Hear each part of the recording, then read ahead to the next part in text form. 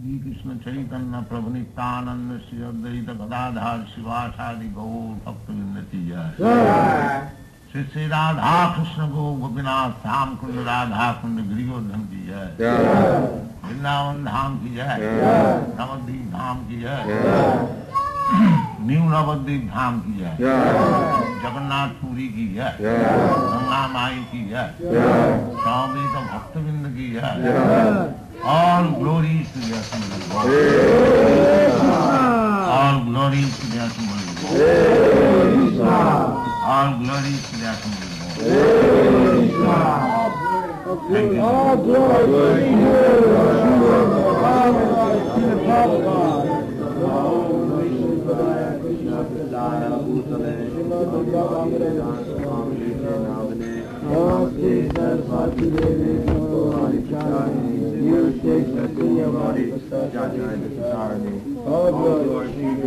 all glory to divine grace, to the Father.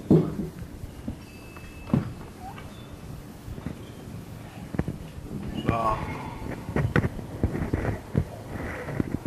boys and girls who are kindly present here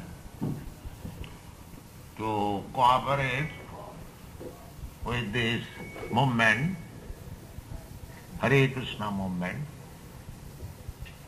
I thank you very much for your coming here and participating with us. This Hare Krishna movement was started about 500 years ago by Lord Chaitanya Mahaprabhu. He appeared in India, Bengal. There is a district called Nadia or Navadvip.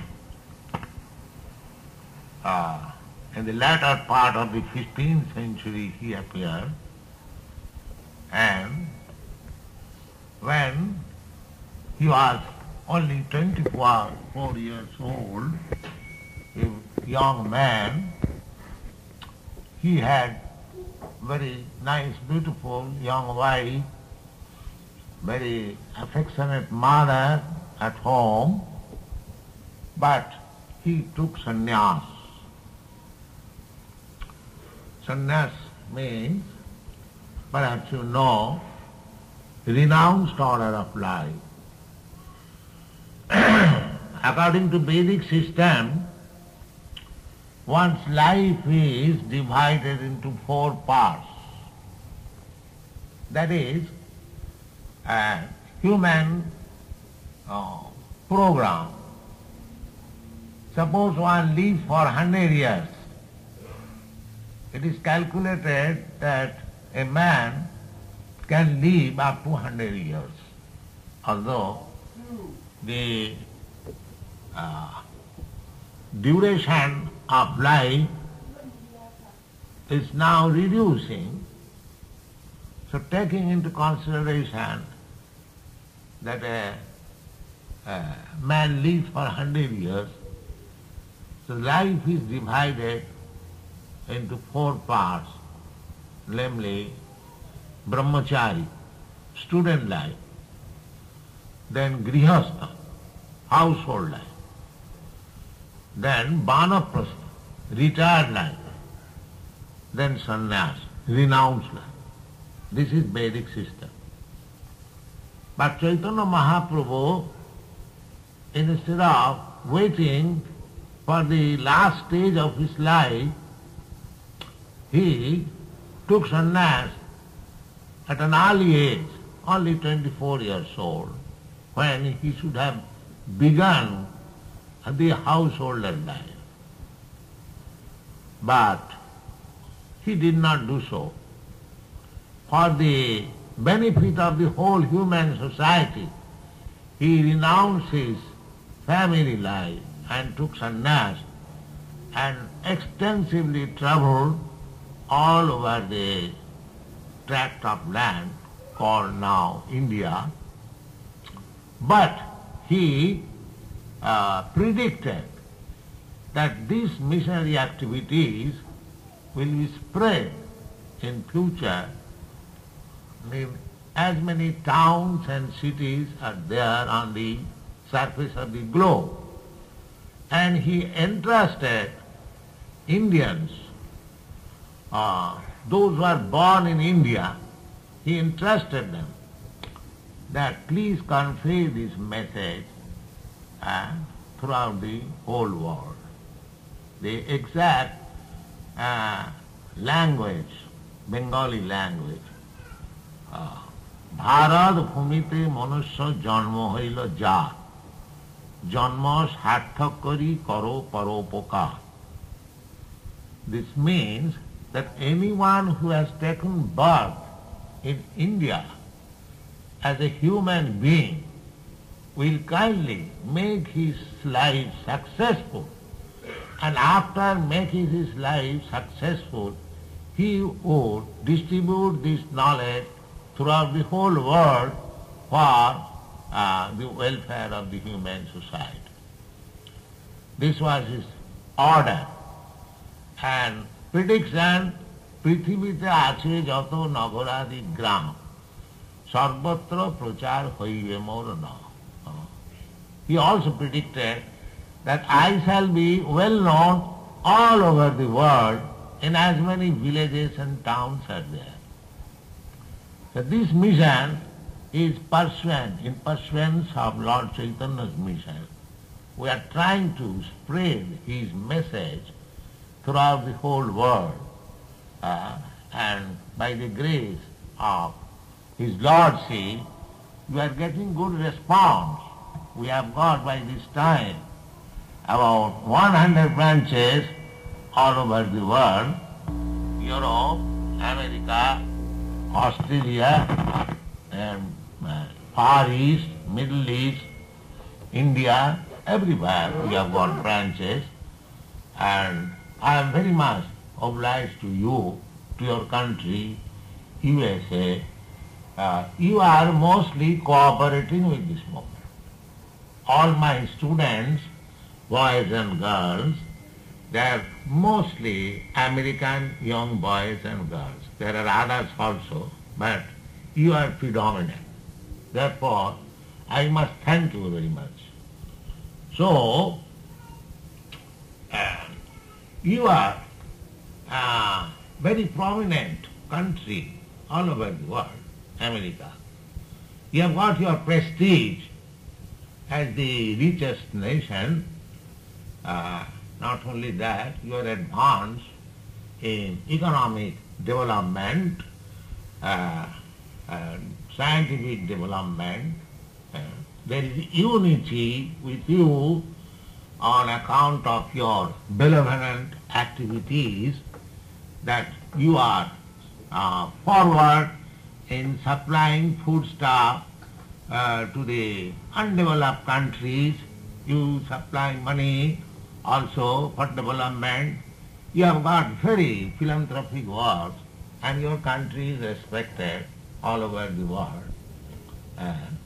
But one thing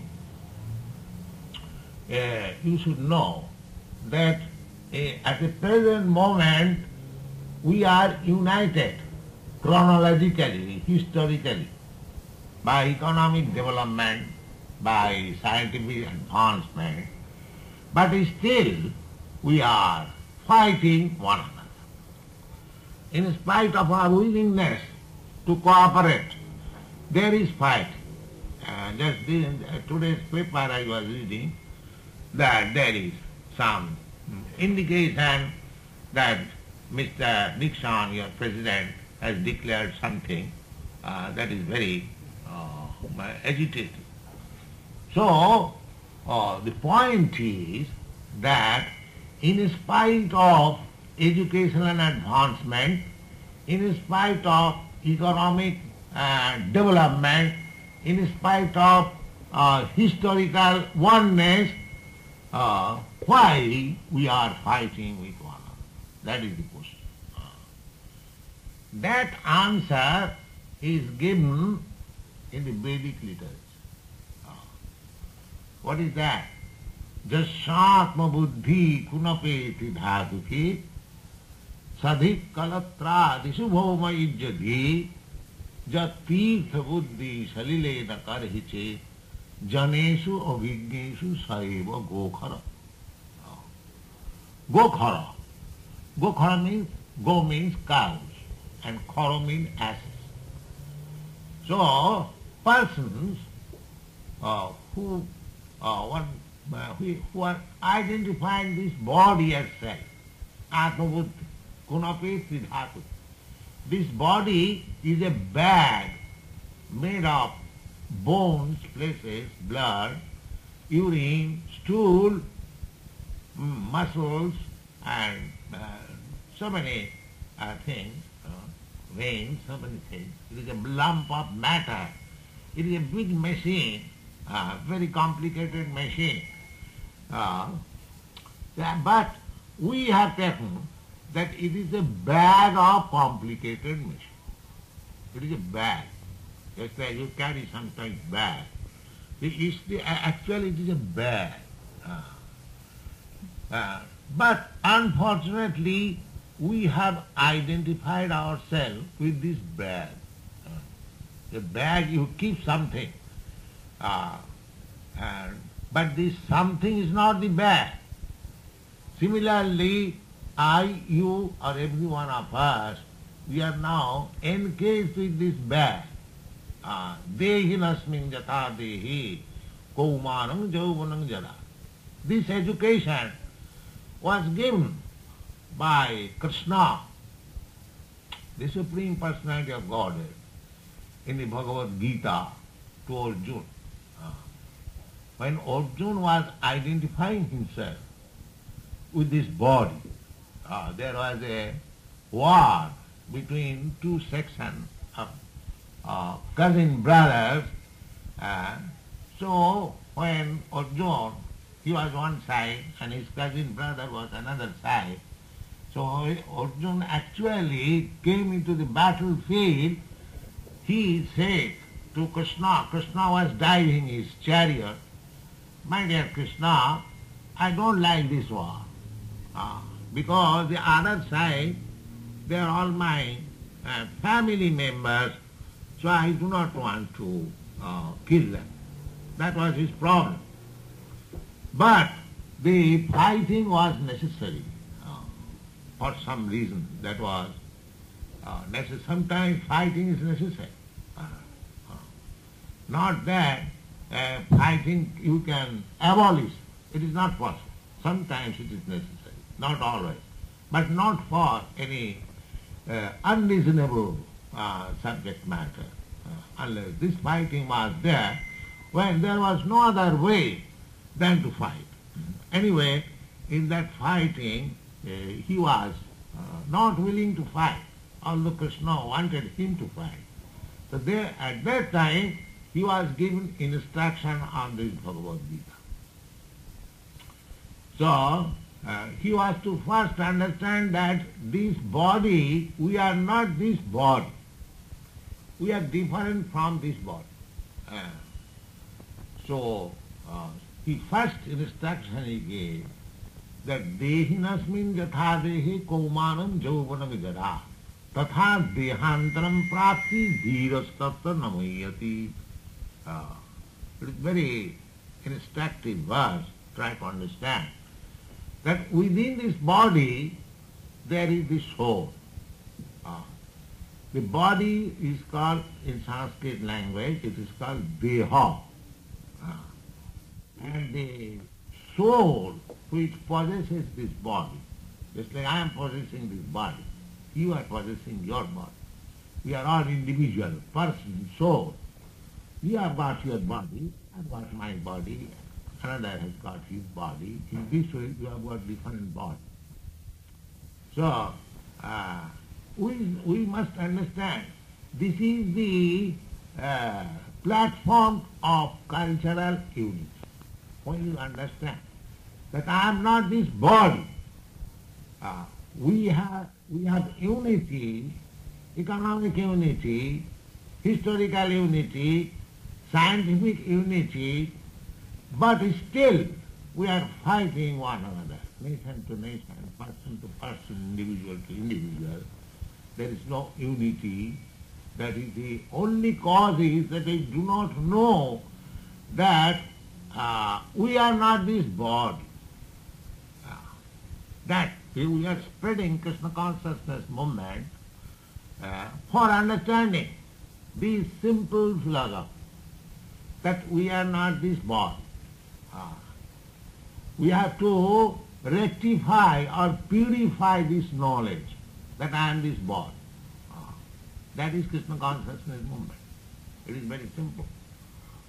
Just like in our society, the International Society for Krishna Consciousness, we are many persons from many countries. Some of them are from India, some of them from America, some of them from Africa, some of them from other countries, Japan. We are various countrymen combined together. But you'll find that every one of us not conscious of this body. Otherwise you could not work so united. We are conscious that I am not this body. This is Krishna consciousness movement. Otherwise, how we could accommodate Indians, Africans, Americans, they're chanting, they're dancing, they're eating, they're forgotten.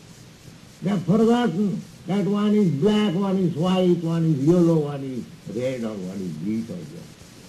The bodily concept they have forgotten. It is practical, you can see. So this is possible. If it is possible for a small number of groups, say society or say clan or anything, it is possible to spread all over the world. So that culture and unity we are seeking, that we are one spirit soul, Aham Brahmasmi. The Vedic language is called, when we understand that I am not this body, I am spirit soul, Aham Brahmasmi. This is called purification.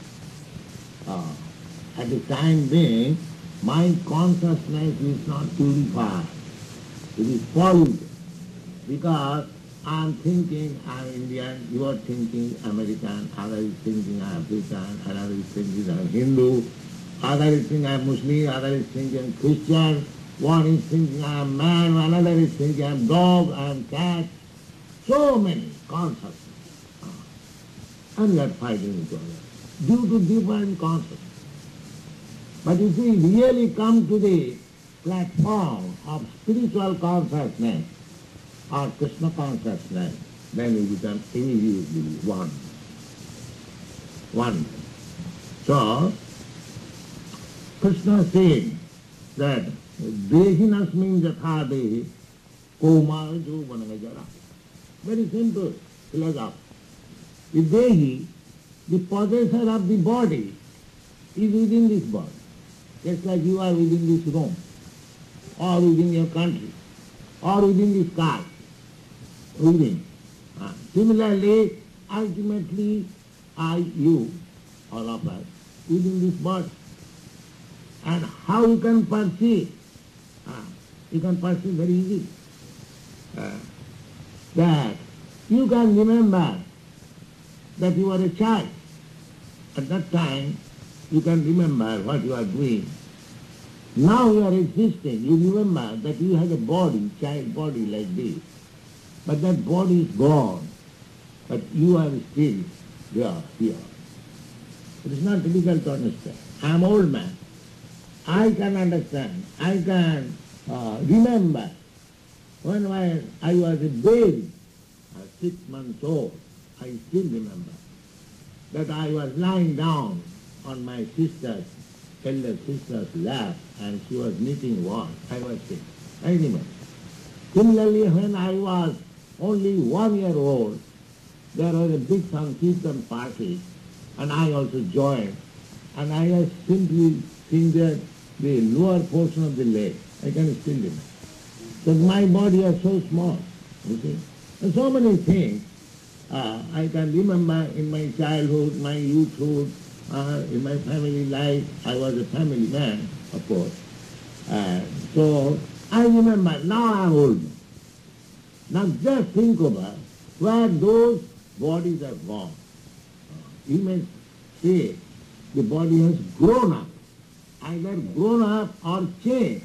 That my body, childhood body, my babyhood body, my youthhood body are no longer existing. That's a fact. But still I am existing in a different body. Similarly, Krishna says to Arjuna, Tatha dehantaram prapti. Tatha, as I have passed through so many bodies, those bodies are no longer existing. But I am still existing. I am remembering. Similarly, when this body will be finished, this old body, I must accept another body. This is the real science. Unfortunately, there is no educational department, there is no scientific department in any university throughout the whole world where this lesson is taught. I had been in Moscow. I had talked with a big professor, very learned professor, and he also said that after finishing this body, there is nothing. This is ignorance. Actually, that is not the fact. The fact is, tatha dehantaram prapti. You, after death, after finishing this body, you get another body. Tatha dehantaram prapti. Antaram means another. Now, there are varieties of bodies that you can see. There are fish bodies, there are tree bodies, plant bodies, beast body, birds body, insect body, reptile body. In this way, gradual process of evolution, you come to this human body. The soul is passing through so many different types of bodies. The Darwin's theory of evolution is little idea, it is a theory, it is not a fact. But actual fact is, as it is stated, dehantaram prapti. The soul is one, but it is transmigrating from one body to another. This is the fact. Now you try to understand. You apply your arguments, reason, logic, whatever you can. You will find, yes, I was a child, so that body is no longer existing. I am existing. So therefore the conclusion is, we must conclude logically, the body may be finished, but I will exist. That is the eternity of the soul. So far our constitutional position is, we learn from Bhagavad Gita that this distinction is there, that I am the soul and my body is the matter. The soul's description is also given here. Antavattu me deha nitta shokta saririna. This body is to be ended. But I am not to be ended. Nitta shokta saririna. Saririna means one who possesses. He is nitta. In Vedic literature about the soul, it is said, Nitya Nityanam Chetana Chetananam Eka Bahunam Vidadhati Kaman, and citing Sanskrit verses from Vedic literature, because according to our concept of civilization, we take Vedic hymns or Vedic version as absolute truth, without any mistake, without any cheat. The conditioned soul, one who is not liberated, one who is under the stringent laws of material nature, he is called conditioned soul. He cannot give us perfect knowledge. conditions. Those conditions soul means one who is identifying with this body. He is called conditioned soul. Means under the condition of this material need. Prakriti. So such person cannot be perfect. For example, the 4 kinds of defects that every one of us will commit mistakes to every human. That's a fact. Everyone will admit. Yes. Nobody can say, I never committed any mistake. Nobody can. That is not possible. So long we have got this bodily concept of life, this is mistake. This bodily concept of life itself is mistake. I am not this body, but I am thinking I am this body. Actually, I am not this body, still I am thinking I am India. You are thinking I am America. This is mistake. The beginning is mistake. So if you can commit mistake, how you can give perfect knowledge? Knowledge means must be perfect without any mistake, without any illusion. Illusion means to accept something for something. The same mistake. And then our imperfectness of the senses. We acquire knowledge, we gather knowledge by perception of our this material senses. But our material senses are imperfect. Just like we are very much proud of our eyes. So I can see under certain conditions. If there is, just like it is not fully lighted, I cannot see who are standing behind.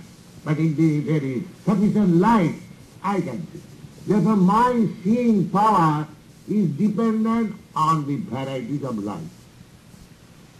So how you can say that whatever you see it is perfect? I am seeing now things under certain conditions. Next moment I will see things under certain other conditions. So as the condition changes, therefore my sight also changes in different ways. We have got different senses, our touch, our smell, so many things. All our senses are working under incompetence. So person who has got incompetent senses, who is liable to commit mistake, who is illusion, whatever knowledge he is giving, that is cheating. Because he has no perfect knowledge. So how we can accept knowledge from a person who is liable to so many defects of life? Try to understand. Therefore, our process of knowledge is not speculation. What we shall do by speculation? Because my mind, my senses, everything is imperfect. So how can I have perfect knowledge? So this is not the process of acquiring right knowledge. Our process of acquiring knowledge to hear from the right. So maybe that is the system of Vedic civilization, that anything which is described in the Vedas, that is real proof, that is real knowledge. So our propaganda, the Krishna consciousness movement, is that you take knowledge from Krishna directly, who is the Supreme Personality of God. Even if we do not accept Krishna as the Supreme Personality Godhead, the Krishna's book, Bhagavad Gita, is very, very widely read all over the world by philosophers, by scholars, by religionists, by general public. There are so many editions of Bhagavad Gita, perhaps you know. So, our Krishna consciousness movement is to request it, to read this Bhagavad Gita as it is. Do not try to comment upon it illegally. Therefore, we are publishing Bhagavad Gita as it is, without any imperfect comment. As it is. Just like Krishna says here, देहिनस्मिन् यथा देहे कौमारं यौवनं जरा तथा देहांतरं प्राप्ति धीरस्तत्र न मय्यति. The soul is within this body. He is transmigrating from one type of body to another. This is fact. If we ponder over it, we shall find it is fact. So we take it as it is. That is our method of knowledge. Very simple. We simplify the matter. Now, if you want to research scientifically, actually they are researching, but they could not find. The medical science, they are a dead man, a man who is going to die. He is giving all kinds of injections, all kinds of gas, and taking all care. In spite of all that, everything, the man is there, finished. Now, ask them what is finished, they cannot say. They say, yes, we do not know what is finished. You cannot say that the blood has turned from redness to whiteness. That's what it is. No. You are scientifically advanced. You can turn the blood into red. Not that. The redness is not life. Because there are so many red naturals. Just like a flower, red flower. It is not living. It has no life. So redness is, you cannot put this logic that redness, red corpuscle is the source of life. You cannot say that this dead body is there because some chemical is missing. That also you cannot say. Because that chemical, if you say that there is chemical which is giving life, that chemical is already there. Because after a few minutes you will find as soon as the body is decomposed, many living entities are coming out. So the life-giving chemical is there. You cannot say the chemical is wanting. Or if you say the chemical is wanting, then bring that chemical, put it into it and make it alive. That is not possible. So we cannot accept this defective knowledge. Our knowledge is from Krishna, we accept that this body is dead because the soul has passed to another body. This is perfect knowledge. Now when you come to this knowledge perfectly, that I am not this body, I am soul, that is called a Brahma Bhuta state, Aham Brahman, Brahma realization, or spiritual realization. This is Vedic civilization. To give chance everyone how to realize that Brahma. Athata Brahma Jigyasa, the Vedanta philosophy. The first aphorism of the Vedanta philosophy is, now in this human form of life, you have to inquire about that Brahma spirit. That is your only business. Don't bother about so-called economic development. Because by God's arrangement, everything is there. I repeatedly say that there are 8,400,000 species of life. Out of that, human form of life are 400,000. The 8 million, out of these 400,000 species of life, there are a few civilized, otherwise there are so many non-civilized. They live in the jungles. They do not care for any civilization. But the problem is only for this civilized class of men. Others, they are living on nature. The bird rising early in the morning, he has no economic problem. Immediately flies anywhere. In some tree, there is some fruit, he eats. His eating problem is solved. Then after eating, sleeping problem. So anywhere on the top of the tree, he sleeps very nicely. Sleeping problem. Then mating, sex, intercourse. Every bird is born with another male and female. So these are not problems, practical. But actually, we have given up the real problem. To understand what is Brahma, what is soul, we are entrapped, involved in so many problems of so-called eating, sleeping, mating and becoming. So this kind of civilization is not very correct. You try to understand. The real civilization is to know oneself, what I am. Am I this body or something else?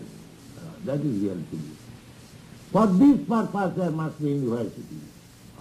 For this purpose there must be education and institution. Other purposes, they are automatically served by nature's arrangement. As I just a few minutes recited one verse from Veda. Nitya nityanam chetanas chetananam eka bahunam vidadhati kama. Just like in your family. The father is engaged to feed the children. The children have no anxiety. Similarly, there is Supreme Father. That also you accept. Those who are Christians, they go to church, they say, my Father, give us our daily bread. That's nice. There is Supreme Father. The Father has arranged for everyone. Now, our only business is to know the Father. What kind of Father? What is his form? What is his quality? How he is conducting the whole management, cosmic manifestation. What is my relationship with him? Of course, relationship we accept, but those who do not accept, actually, the relationship is already known that he is Supreme Father. But if you want does not to accept, then he must accept that somebody is their controller. That you have to accept. You cannot say that you are uncontrolled and fully independent. That is not possible. We are dependent. There is control. Now we have to understand what is that controller. Supreme controller. Here also we have controller, just like your government. Everyone's government, every state government. That is controller. You cannot do anything in defiance of the government laws. That is not possible. Similarly, there is a supreme controller. Here we can experience, just like I am controlling some of my students. But when I enter in your country, I am controlled by the immigration department. Not that freely I can enter in your country. So I cannot say that I am not controlled. Or similarly, if you want to go my country, you have to go under central control, the visa, the passport. So nobody can say that I am not controlled. Everyone is controlled. That is a fact. Now everyone is controlled, at the same time he is controller. It's like a person. When he goes to work in some establishment, the boss or the master, the proprietor of the farm, is the controller of that man.